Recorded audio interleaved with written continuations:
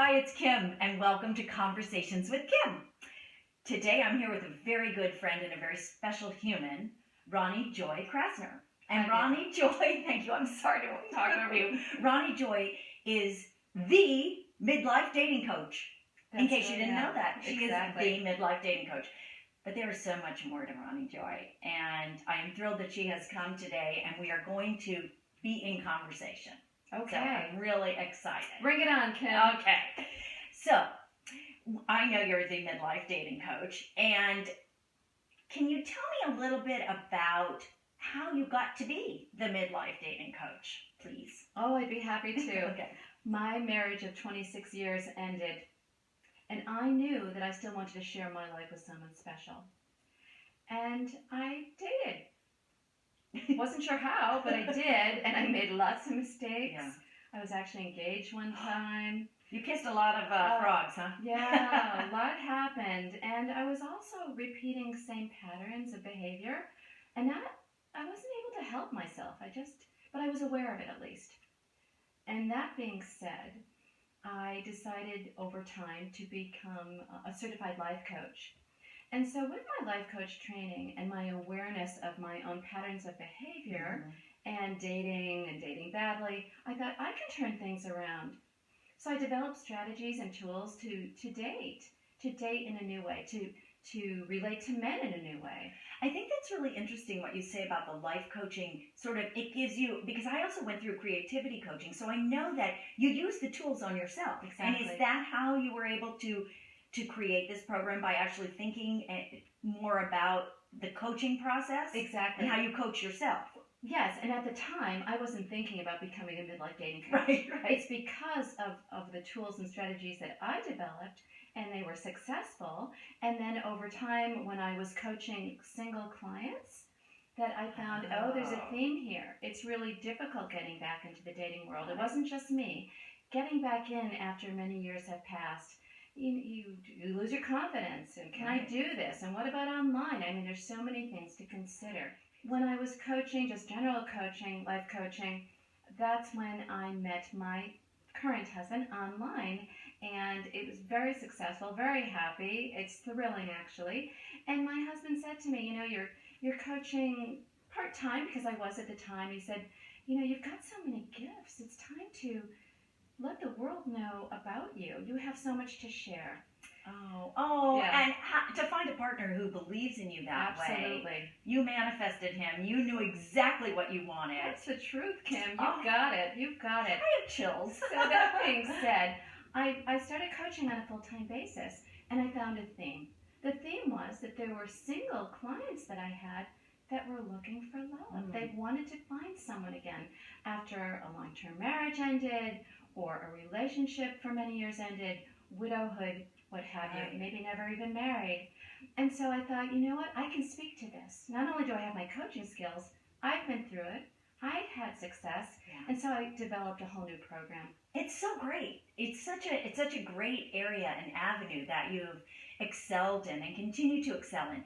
But the other thing that you just did is you are the co-author of a best-selling ebook.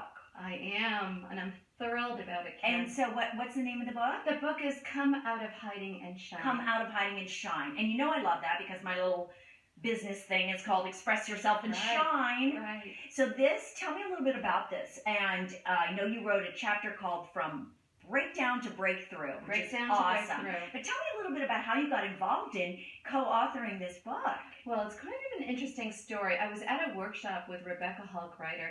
She's the compiler of this book. Okay. She mentioned at the workshop that she's planning on creating this book, Come Out of Hiding and Shine, and would anybody at this workshop like to be a co-author? She was planning on having 30 or more co-authors to write a chapter for this book. Did she say what the whole thing was about? Yeah. Come out of hiding and shine. Well, that could be a lot of different things. Sure. So how did she phrase it that made you even, I know at first you didn't want to do it. Exactly. What was the preface for, Come Out of Hiding and Shine? Rebecca's feeling, and I think she was divinely guided about this, was that there were people that were out there that really needed some motivation and inspiration from people like us, the people that she was going to get together for this book that had gone through something in their lives, some type of adversity that they came through and had some pearls of wisdom and insight to share with these readers. Great. And you at first thought, nah, not going to do it, doesn't speak to me. Exactly. At the workshop when she presented it, she said, I only have a certain number of people that I have to fill the book. I already have some co-authors and I need others. And so I thought, it didn't even speak to me at all. And then there was a small, still voice that said to me, Ronnie, you need to do this. And I paid attention, went up to Rebecca, asked if I could still be a co-author. She looked at her list, it was filled. She said, I'm going to put you on the waiting list. And fortunately for me, I was able to write this chapter, not even knowing when I signed up for it what the chapter would even be about. Just knew that I had to do it. And when you read this, and I know Ronnie Joy, she's a really good friend, but I found out some things I didn't know.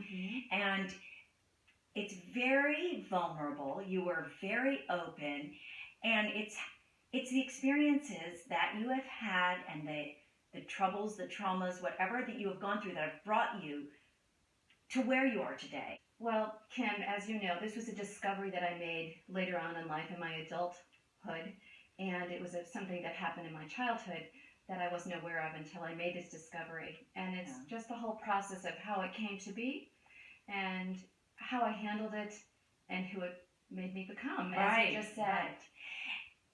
And you were already fabulous, and you're even more fabulous now.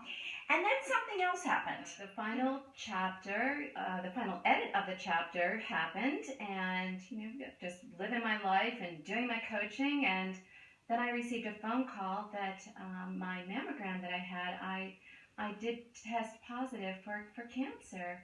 I had breast cancer, and 3 weeks after this final chapter was edited and ready to roll, I had breast cancer surgery. And it's true. Life is not linear. We might think that we're on a particular path, and then there's a curveball. And I went on a bit of a roller coaster ride. And because of it, it's been a couple months behind me now. And here it is, October. Breast Cancer Awareness Month. This is the perfect timing.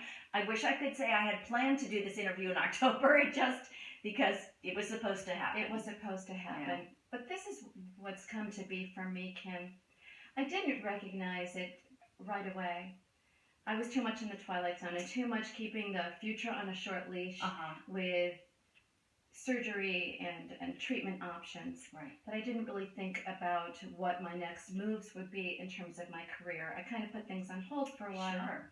But what I've come to realize is, because of the cancer support community that I'm part of, that there are definitely single women that have gone through breast cancer that would love to share their lives with someone special. It's heartbreaking because I know for me, I know that sometimes in the night when I first found out this diagnosis and I found out that I'd have to have surgery, etc., I'd wake up in the night and I'd say to my husband, well, what about this and what about that? And thank God he just gave me a lot of bandwidth just to be and just to have my fears, just to ask questions that he couldn't answer, just to be there, just to hold me, just to let me vent. And that's magnificent. You really need someone to share this with. It's wonderful that he was so supportive, and I can see how the light went on again for you, as it has done, it seems, many times throughout your life. Exactly. I mean, I can't even imagine. This whole experience has deepened my compassion and empathy toward women. I've always thought of myself as an empathetic person. Right. But this is just a more of a deepening, as I said. And for those women who are single, that have had breast cancer, that have gone through their treatment and thought, I would like to share my life with someone special. This was hard to do on my own, or thank goodness for the support that I did have, but I want someone.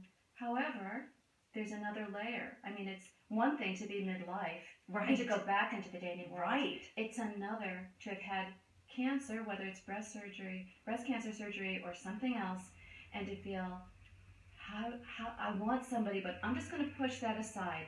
I'm not going to even think about it because my confidence isn't there. Right. My body is different. I don't want to be a burden to anyone. Who's going to want me? Right. These are all the kinds of things that I want to address because they're not true. It's Right. just not true. Right. These are limiting beliefs, and I know that there are women who have met partners after surgery, after cancer, after a serious illness. Right. So it can happen, and I would love to be the light. I would love to be the coach that can help women who would like to get back into dating, who would like to find someone special in their lives. And I've had so many successes with women, and I know I'm going to continue to as well. Right. And I love that you are taking this one step further. I know that you can continue to help women, single women, whether or not they've had a cancer diagnosis. But I think it's particularly, I know you would work with anybody with any cancer diagnosis or not, but breast cancer in particular, because it's such a female. Exactly. And it's a part of us. Absolutely. And I really feel that you are a gift to women. And I think that this is amazing. I've never heard of anybody else doing it. Thank you for reading my chapter. Oh, I really loved appreciate it. I loved it. From breakdown to breakthrough. I think this really is a very powerful book. I mean, it really is. All these different people. If you can't relate to one person, you can relate to another person. Exactly. So many fabulous people have really expressed themselves and helping the readers to shine. And I know that reading your chapter from breakdown to breakthrough is really going to change a lot of people's lives. Yes. I really do. Thank I mean, you are out there changing people's lives. I appreciate that, I love Kim. it. Yes, would I ever know that this would be happening, but I'm thrilled. No, And it it's is, great. again, come out of hiding and shine. My chapter is breakdown to breakthrough. I love that. And Ronnie Joy Krasner, the midlife dating coach, and I love how you're putting the new spin on it, the new twist on it. If you have been a breast cancer survivor or you're single with any kind of cancer, I know that you will be able to be the best coach for those people. Thank you. And as you know, Kim, either it's ourselves or somebody that we know Right. who have been touched by this. And if this is something you or your audience knows about someone who has gone through this, that is single, that is looking for love again, or maybe doesn't want to even entertain it, but would think that they're too scared to even entertain it, but you might broach the subject with them, I'd be more than happy and honored to help these women. Thank you. Thank you. Thank you.